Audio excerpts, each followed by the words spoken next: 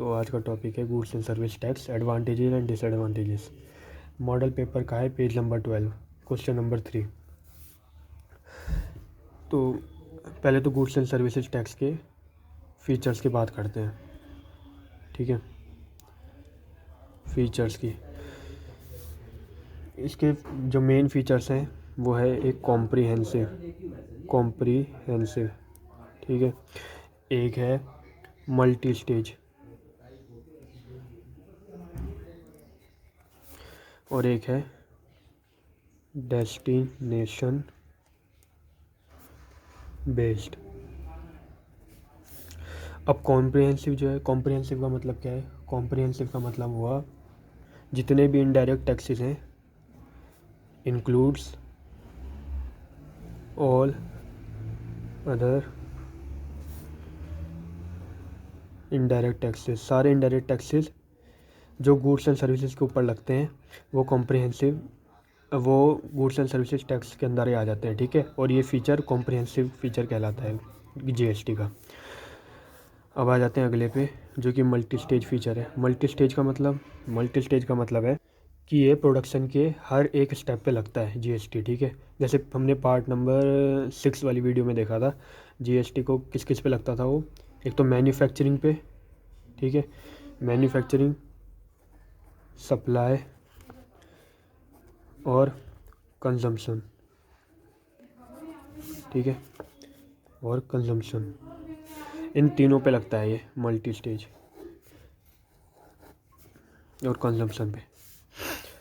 अब multi stage का मतलब है कि मैन्युफैक्चरिंग है, जब हम गुड्स के रॉ मटेरियल आते हैं तो मैन्युफैक्चरर को भी जीएसटी पे करना पड़ता है। उसके बाद जब रिटेलर पे जाता है तब रिटेलर को जब वो मैन्युफैक्चर्ड गुड्स खरीदता है मैन्युफैक्चरर से तब भी उसे जीएसटी देना पड़ता है। और एंड में वो रिटेलर कंज्यूमर से वो कर लेता है, रिकवर कर लेता है, ठीक है, क्योंकि कंज्यूमर एंड यूज़र है और उसको भी पे करना पड़ेगा जीएसटी। अब डेस्टिनेशन बेस्ड का मतलब क्या है? ये इसका थर्ड फीचर है, ठीक है, डेस्टिनेशन बेस्ड। अब डेस्टिनेशन बेस्ड का मतलब है कि जो डेस्टिनेशन क्या है, ठीक है, जो लास्ट एंड कंज्यूमर है, जो एंड कंज्यूमर है सबसे लास्ट में, इसको ही पे करना पड़ता है जीएसटी, है ना। मैन्युफैक्चरर रिटेलर से रिकवर कर लेता है, रिटेलर कंज्यूमर से रिकवर कर लेता है, पर एंड कंज्यूमर किससे करेगा? नहीं ना, तो मेन इसको जीएसटी किसको पे करना पड़ता है? मेन एंड कंज्यूमर को। तो डेस्टिनेशन क्या है जीएसटी की? एंड कंज्यूमर है, ठीक है। जो अब आते हैं अगले पे, जो गुड्स एंड सर्विसेज होते हैं ना, ठीक है, गुड्स एंड सर्विसेज, उनको ना 3 कैटेगरी में डिवाइड किया गया है, ठीक है। एक तो कितनी कैटेगरी में? वो 5 कैटेगरी में। कितने? 5 कैटेगरीज, 5 कैटेगरी में डिवाइड किया गया है, ठीक है। अब जो ये 5 कैटेगरी होती है गुड्स एंड सर्विस की, इसमें ऐसा नहीं है कि जीएसटी अपनी मनमर्जी लग जाता है, मतलब जितना लगाना है उतना अपने आप लग जाता है, पर इसका एक सीमित वो होता है, ठीक है, एक फिक्स रेट होता है। जैसे कि वो ऐसे होता है, एक तो 0%, 5%, 12%, 18% और लास्ट में 28%। तो ये इतने परसेंट के जीएसटी लगते हैं 5 कैटेगरी में, ठीक है, कैटेगरी वाइज। अब जीएसटी, ये अगला पॉइंट, अब जीएसटी लगता किसके अंदर नहीं है, ठीक है। जीएसटी इज़ नॉट एप्लीकेबल, मतलब ऐसे कौन से सर्विसेज या गुड्स हैं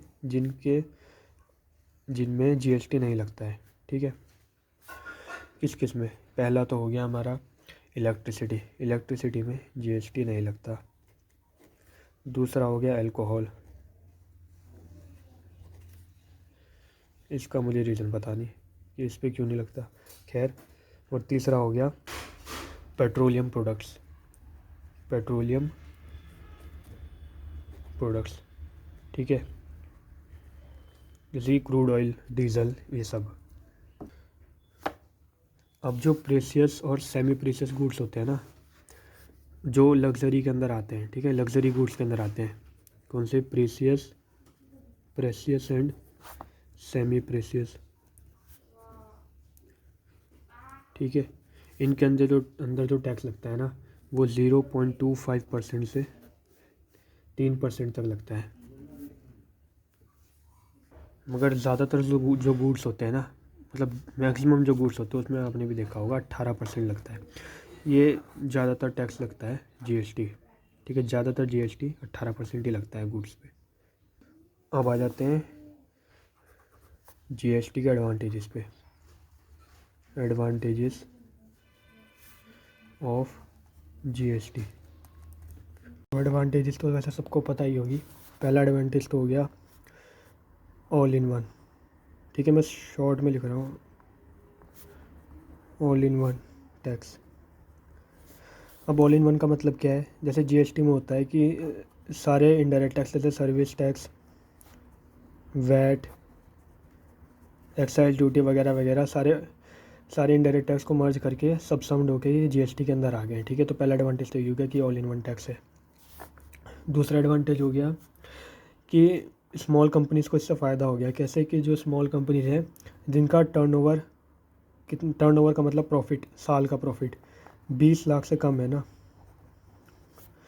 20 लाख से कम है जिन कंपनियों का, तो उनको जीएसटी नहीं देना।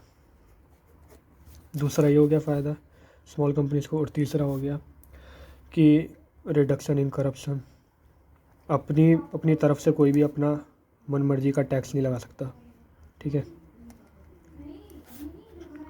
चौथा हो गया अकाउंटेबिलिटी होगी इससे। अकाउंटेबिलिटी। अब अकाउंटेबिलिटी क्या होता है? अकाउंटेबिलिटी का मतलब है जवाबदेही। मतलब अगर कोई भी अपना टैक्स नहीं दे पाया या किसी ने कुछ टैक्स में कुछ गड़बड़ किया है तो उसे जवाब देना पड़ेगा, ठीक है। मतलब अकाउंटेबिलिटी होगी। और लास्ट हो गया इसका, वैसे ज़्यादातर ये अकाउंटेबिलिटी अनऑर्गेनाइज्ड जो कंपनी होती है ना, जो अनऑर्गेनाइज्ड होती है, मतलब जिनका कुछ अता पता नहीं रहता कंपनियों का, जो कभी भी बंद हो जाती है, खुल जाती है, तो वो पकड़ी जाती हैं इसमें, ठीक है। तो उनको उनके जवाबदेही बनने लग जाती है इसमें जीएसटी की वजह से। और लास्ट हो गया यूनिफॉर्मिटी। यूनिफॉर्मिटी का मतलब सीरीज़ वाइज, लगातार, या मतलब कि जो स्मॉल इंडस्ट्रीज़ हैं उनको अब अपना, जैसे कि अब जीएसटी के आने से क्या हुआ, जीएसटी ऑनलाइन रजिस्ट्रेशन कराते हैं ना, तो वैसे ही अब जो स्मॉल कंपनीज़ हैं, ठीक है, अब ऑनलाइन हो गया जीएसटी, मतलब जीएसटी के आने से सब कुछ ऑनलाइन हो गया। तो जो स्मॉल इंडस्ट्रीज़ हैं उनको अपना टैक्स रिटर्न जो हर क्वार्टर में भरते हैं, अपना स्मॉल इंडस्ट्री अपना टैक्स रिटर्न हर क्वार्टर में भरती है ना, तो उनको ये अब उन्हें ऑनलाइन भरना है, तो ये आसानी होगी एक तरह से उनके लिए, ठीक है। ऑनलाइन 5 मिनट में काम हो जाता है। तो बस यही है।